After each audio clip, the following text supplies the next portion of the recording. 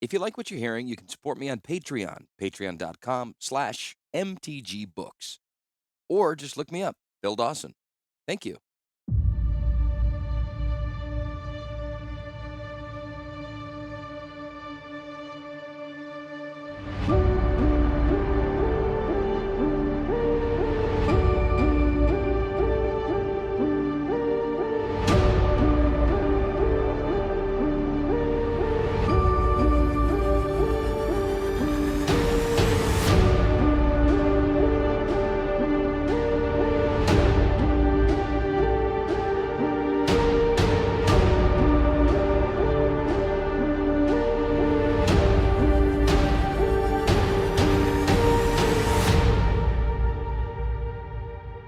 Chapter 21 Reunion.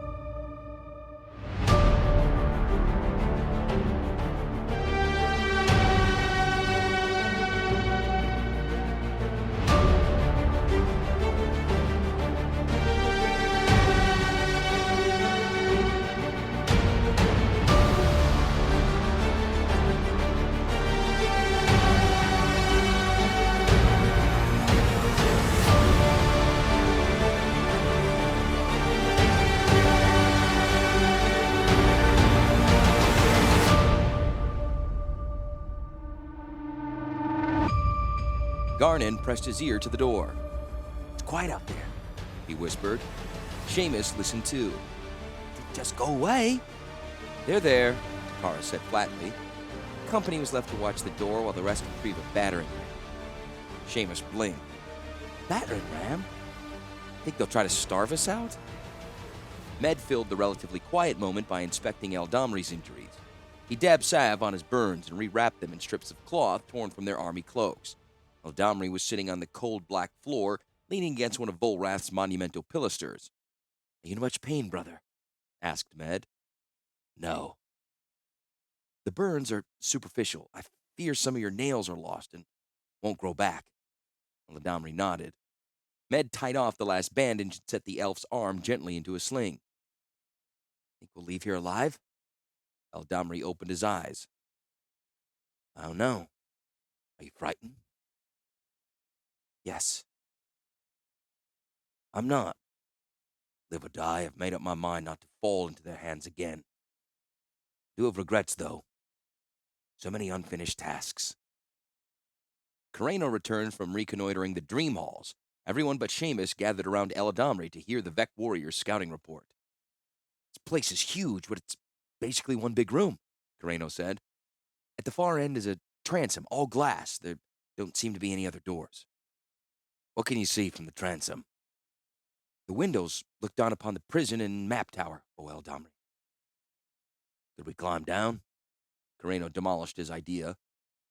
"The citadel is cut away under the dream hall, so there's no way to climb down. It would require hundreds of feet of rope just to reach the bridge to the prison tower we just left. To reach the floor of the crater would take thousands of feet." "What about up?" asked Med. Takara snorted. "Climb hundreds of feet up the outside of the citadel? Are you mad?" She shook her cropped head at the rebels' leader. "How is he going to climb any distance up or down with those ruined hands?" "You've made your point," Eldamri said. "Do you have any useful suggestions, Takara?" Her eyes glistened. "Write your wills." From the doors, Seamus called, "People coming! Lots of them!"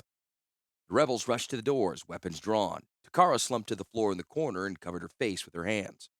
The tramp of many feet was plain, even through the massive panels. Muffled shouts were heard, and the floor vibrated under their feet. "Stand back," Eldamri advised his men. He had hardly said so when a tremendous boom reverberated through the hall. The doors shook but remained solidly closed. The impact was repeated again and again. The noise was punishing. "If the doors don't break, the noise will break us," Med shouted. After many hits, the battering ceased. More muffled voices, and the rebels could hear men scurrying away from the door. "Take cover!" Fire sprayed through the narrow space under the door panels and through the gaps at the top and sides. For a few terrifying seconds, the rebels waited to see if the tall doors would topple from their hinges, admitting a horde of wrathy soldiers. The doors stood firm. "Ha!" Carreno said, slapping a thick black panel. "That's workmanship for you." Guess Volrath didn't want anyone to disturb him in his sanctum, said Eldamri. Buoyed by the door's resistance, the rebel prepared for a siege. Med got out his whetstone and sharpened the swords and knives. Carreno departed on another reconnaissance, this time searching for hidden doors or secret passages. Seamus continued his watch. Eladamri rummaged through his garments. He found a slip of ragged paper and blunt charcoal stick, once the property of the Rathi soldier whose uniform this had been. He sat down on the floor and began to write in slow, carefully formed letters. Seamus asked him what he was doing. Following Takara's advice, he said. Writing my will.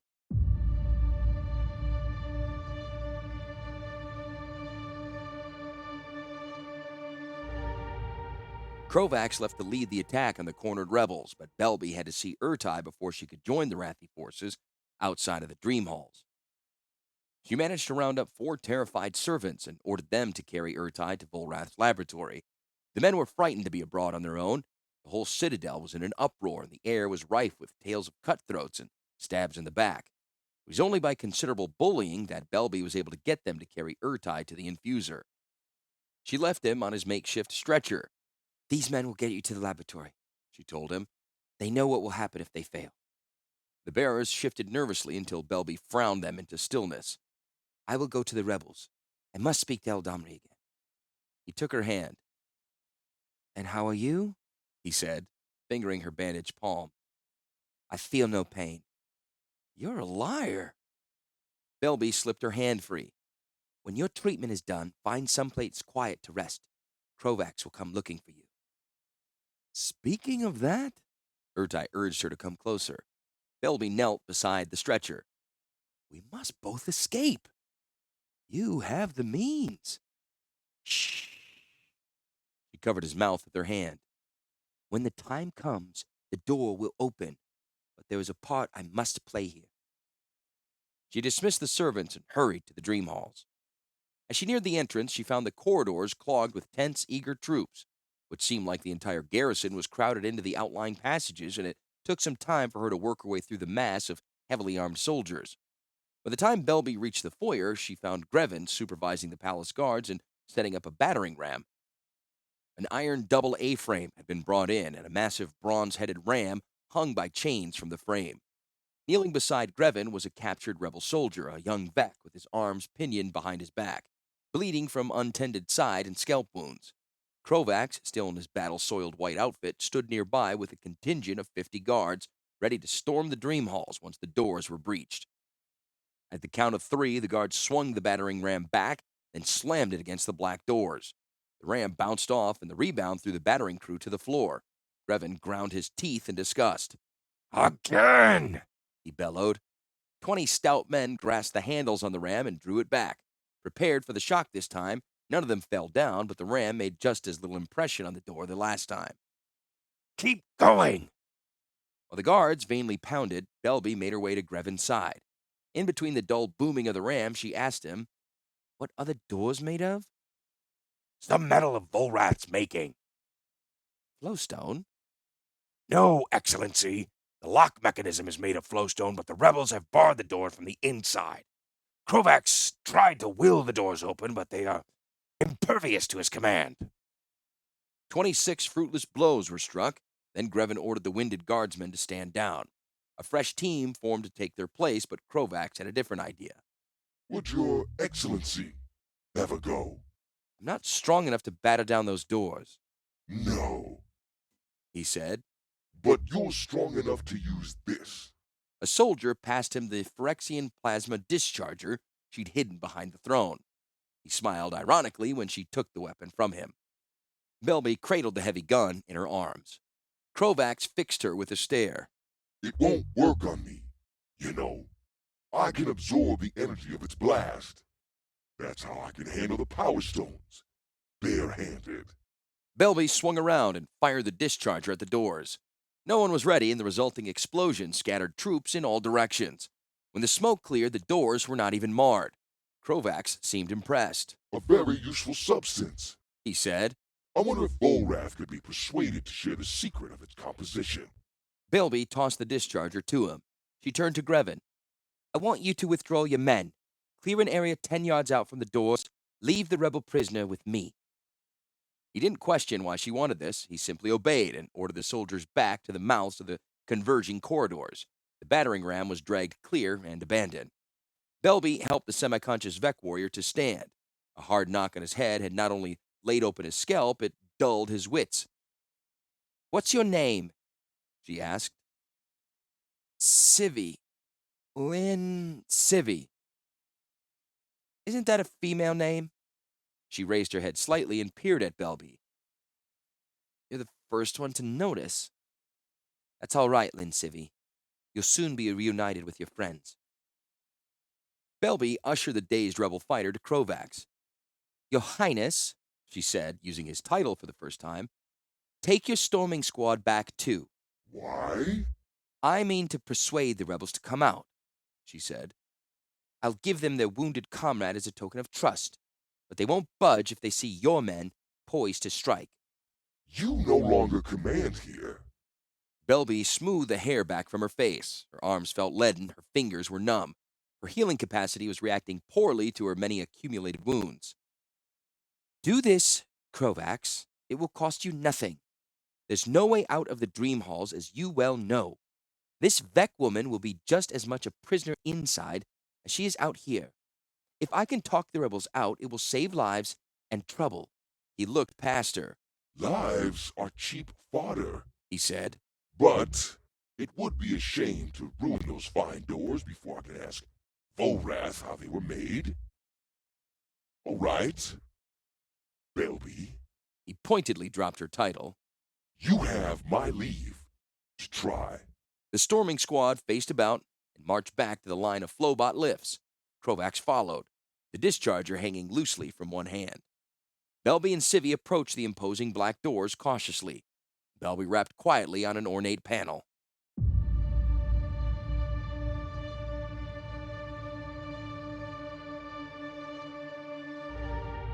On the other side, Seamus flinched at the unexpectedly civil knock. "Brother," he hissed, "someone's knocking at the door." Eladamri shoved the paper scrap in his shirt. He stood close to the panel. "Who's there?" "Belby, the emissary." He flushed with sudden emotion. "What do you want?" "You're trapped in there. There's no way out. Come to help you." Med, Seamus, and Eladamri exchanged startled expressions. Takara roused herself from her gloom and quietly joined the group at the door. "Why should you help us?" Eladamri questioned. "Wherever I come from, I'm flesh like you. I no longer believe in my master's goals. The people of Rath deserve to live in freedom." Eladamri clutched Seamus's arms. "Find Carreno," he hissed. "Get him here at once." Seamus dashed away. "Can you hear me? Did you hear what I said?" "I heard you," said the elf. "What proof you offer of your sincerity?" "I've convinced Grevin and Krovax to withdraw their men from the door. I have one of your comrades with me. She says her name is Civvy. If you open the door, only the two of us will enter." There followed a frantic argument among Med, Takara, and Eldamri. If it meant saving Liv Civvy, the doll warrior wanted to take the chance the emissary was telling the truth. Takara would have none of it, and Eldamri said nothing but brooded over the face he knew was on the other side of the door. "How will you save us?" Eldamri asked, once the arguments cooled. "You're relying on safe conduct grants by Grevin and Krovax. Forget it. Not trusting our lives to such faithless villains." "Grevin and Krovax know nothing of what I'm doing. Let me in, and I'll explain." Rebel fighters came running to Eladamri. He hastily explained the situation. "You trust this woman?" asked Carreno. "No, but I intend to face her. Something about her you should know. She's my daughter, you see, or was." "How did this happen?" asked Takara. "I don't know. Some awful ploy of Volrath's, I believe." "Eladamri," Belby called. "Time is short. Let me in." He grasped the floorbolt. "Stand ready. There may be treachery."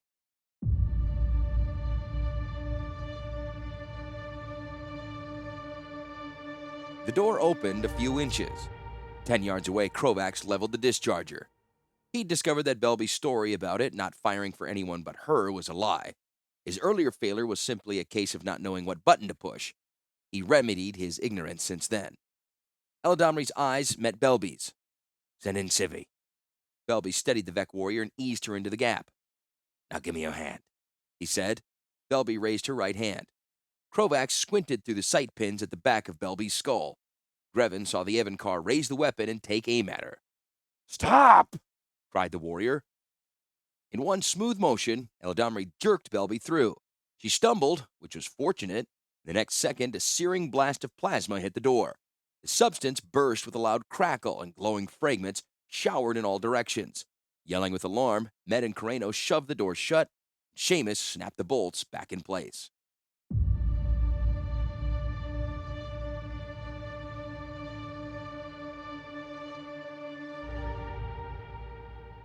Belby stumbled against Eladamri, but instead of catching her, he tripped her with his outstretched foot. She landed hard on her belly. "I knew there'd be treachery," Eladamri said coldly. "Your marksman missed me." Belby got up, and the elf backhanded her. She fell again. Eladamri was about to repeat the blow when Takara stayed his hand. "She may have no other value than as a hostage," said Takara, "but she's no use at all dead." Belby stood and shouted, "Why do you hate me so? Is it because I represent the overlords whom I fight?" "I don't know your overlords," said Eladamri. "All I know is this world and the evil men who rule it. Those men decreed my family should be extinguished. I'm the only one of my line who still lives. Perhaps you really don't know. You were once my daughter. Her name was Avila. She was killed on the altars of Volrath and her body stolen. That was 5 weeks ago. How long you been here?" "I've been on Rath 3 weeks. Before that on Phyrexia 2 weeks." Belby looked at her hands, touched her own face.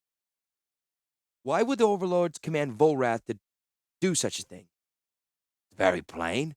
By murdering my child, they hope to terrorize me into submission. If that failed, they counted on me becoming unmanned by the sight of my dear daughter commanding the enemy host." "You are the instrument of our study." The words of Amkil Dro filled her up with sudden loathing.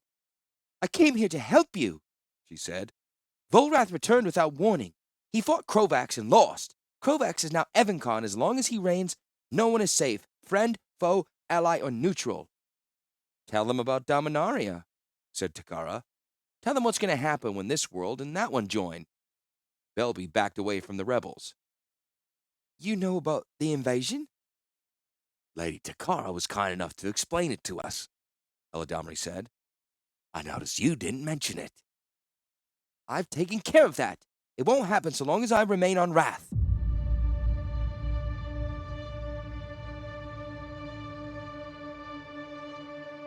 The elf drew his sword.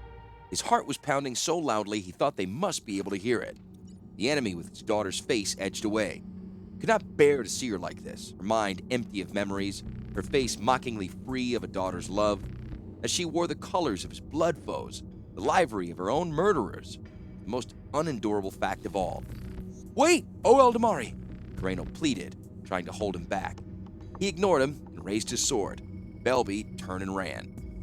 30 yards down the concourse, she stopped and faced the oncoming elf. His attack was clumsy and she easily avoided it. Belby grasped Eladamri by his cuirass and threw him to the floor. She planted her foot on the wrist of his sword hand and plucked the weapon from his fingers. In one deft motion, she snapped the blade over her knee and let the pieces clatter to the floor. "The time for swords is past," she said. "I'm not your child, Eladamri. It's true I was made in the workshops of Phyrexia. I don't doubt I was made to resemble your lost child. It would suit my master's purpose perfectly to use your loved one's face against you, but I had no choice in the matter, no more than you chose the face you were born with. I've come here to undo the cause for which I was created. I can get you out of here safely if you want. That's all I'm offering." He sat up stiffly. "On what conditions?" "No conditions." The rest of the rebels, including Civvy, leaning on Med's shoulder, surrounded them. "How do you propose to get us out of here?" Takara asked, her voice dripping with venom. "I have an emergency exit. Let me show you." She slipped by Carreno and Takara and made her way to the fourth pilaster on the left side of the hall. The floor was littered with Volrath's shattered dreams, and Belby's feet crushed the brittle shards to dust. At the base of the half column was a row of decorative studs. She pressed the third one from the left side and a panel popped open, revealing a deep recess 4 feet high. They crowded around. 2 large boxes were stowed inside. Belby dragged them out. The tall metal carton she tore open with her bare hands exposed an intricately machined device 3.5 feet tall and about 10 inches thick. It had a square base, tall cylindrical sides, ribbed with metal tubing, and a transport dome on top. "A weapon?" asked Carreno. Takara's eyes shone. "No," she said, smiling. "It's a portal device." "You've seen one before," Belby said. "My father's used them in times past. This is quite a small one." Belby admitted it was. "It was provided me for special purposes only. Any of Weatherlight's crew, their equipment came into my hands. I was supposed to send them to Phyrexia for closer examination."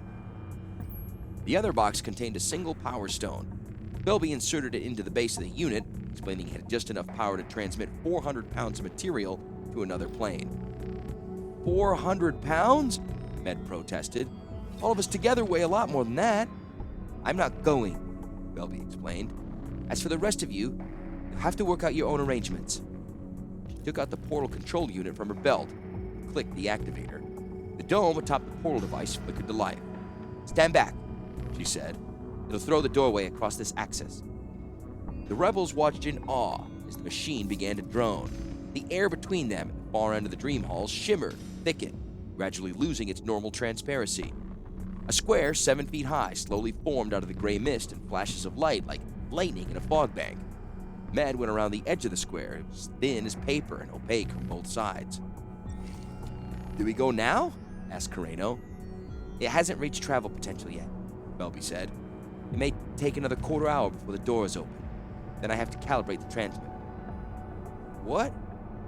She smiled. "Choose your destination." "Sky Shroud," Med said. "Send us to the Eye of Korai." Belby fiddled with the tiny dials on her control unit. Ripples of color sprayed across the gray square. "You must understand," she said emphatically. "Portal is a transplanar connection only. I cannot send you elsewhere on Rath. You'll be going to another plane, another world." She let this astonishing revelation sink in. Civi roused herself. "Will we ever be able to come back to Rath?" "I don't know. What I do know is if you remain here, you'll die, and the cause you fought for will suffer a terrible loss. Whatever happens, Eldamri must go," Med said. "Are we agreed on that?" Civi, Carreno, and Seamus solemnly concurred. Takara chewed her lip and said nothing. "I'll never be able to live with myself if I leave anyone behind," said the elf gravely. "There's no other choice?" "The unit will transmit 400 pounds, no more," Belby said. "Anything exceeding the power limit will not go through. The consequences for a living being would be disastrous." "You mean a person might arrive without a legs or head?" asked Seamus. "Exactly so." Belby finished her power adjustments. The portal square was now brilliant blue, free of ripples or fog. She announced the portal was stable, and all she needed was a destination to align it with. A long pause ensued. Finally, Eldamri said, "Dominaria." Takara's eyes widened in surprise. "Why there?" "You told us our ancestors came from there. That means there are people like us, including, I presume, elves. Dominaria, the target of Phyrexian aggression. People there should be warned. I'll see to it they know what's coming." He faced the azure square. "A strange woman told me things not long ago. Things I didn't understand. Prophecies.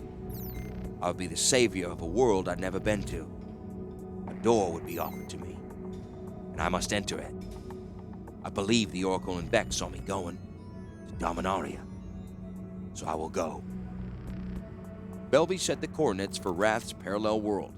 The patient blue door began to flash, flicker again as the barrier between the planes was subverted.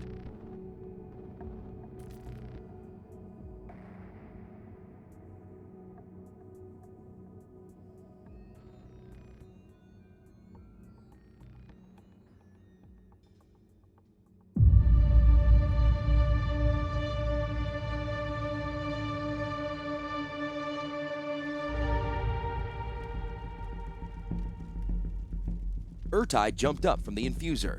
He dialed in a double dose of dark energy and got off the crystal platform, bursting with newfound vigor. He had no time to warn the 4 servants who brought him into the laboratory.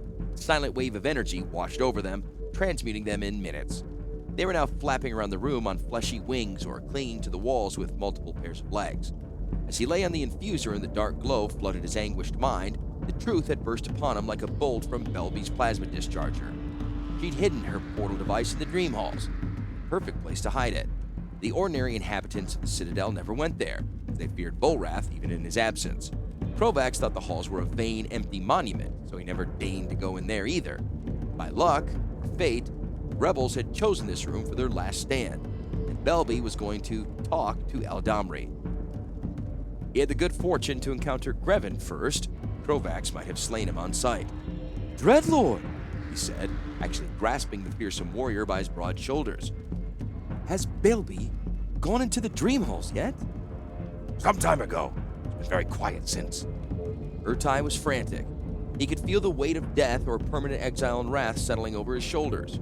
Fear and perhaps too much decadent energy warped his morals and loosened his tongue. "We must do something, Dreadlord," he said. "She has a portal device in there, which I need to use," was the part he dared not say out loud. Grevin shoved him away. "You'd better not be lying, boy." "Why would I lie? We have to stop her." Grevin roused his idle troops and had them stand to arms. "Come," he said, taking Urtai roughly by the collar. "You must report this to the avant-garde." The stir among the soldiers spread ahead of Grevin. By the time he found Krovax sitting in an elaborate chair drawn from flowstone, the new Evankar of Rath knew something was amiss. His expression hardened when he saw Urtai. What is this corpse doing here? "Your Highness, the emissary brought a portal device with her from Phyrexian. According to the boy, she hid it in the dream halls," explained Grevin. Krovax bolted from the chair, which subsided into the floor. A portal? You sure? "She told me so when we... I believe her," Urtai replied, his face burning. Would she use it to help Eladamri? Krovax stopped himself. It doesn't matter. Everyone in that room is hereby condemned to death, he announced. Let's put an end to this game. The chosen storming squad fell in step behind Krovax, Grevin, and Urtai. The Evankar strode to within a dozen paces of the locked doors. "Will you summon them to surrender?" said Urtai. Why should I? They're dead, as of this moment. Krovax handed the plasma discharger to a guardsman, then pressed his palms together in an awful parody of prayer. He slowly raised his hands, spreading them wider as they rose. A large hump appeared in the floor. Soldiers fell back as the cubic shape mounted higher. So much of the floor was drawn into the rising shape that the floor joists appeared as if shoals around the edges of the room. They summoned form, took on the shape of a truncated pyramid, 15 feet high, 12 feet wide at the base. "What's he?" Urtai's question was cut off when the pyramid heaved itself forward and slammed against the doors. The entire citadel quaked from the shock.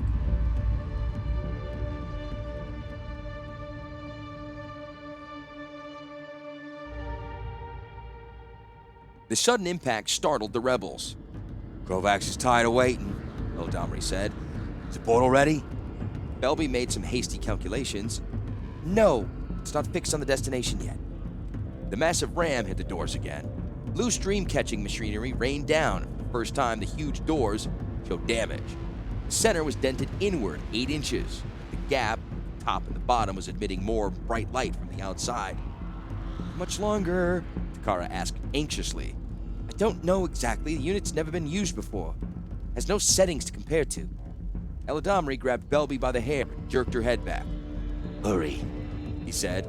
"If I find out you're delaying me now," she said.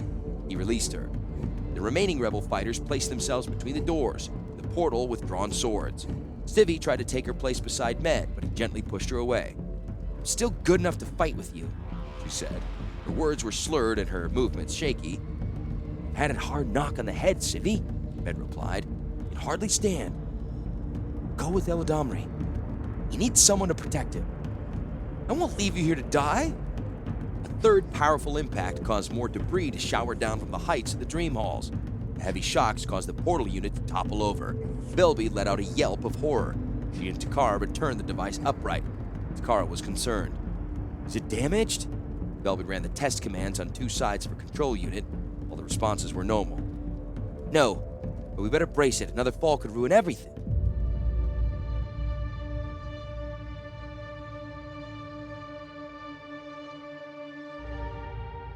Outside, Krovax was reeling. The battle with Volrath had depleted his strength, and the effort required to raise and move several tons of flowstone strained him to his limits. He gathered his power for a 4th attack, but he couldn't finish it. The giant battering ram froze inches from the doors when Krovax passed out. He pitched face down on the floor. No one attempted to catch him. Grevin closed the visor on his helmet. 10th Company, to the right. 6th Company on the left. At the double. Charge! Hurrahing, the soldiers swarmed against the doors.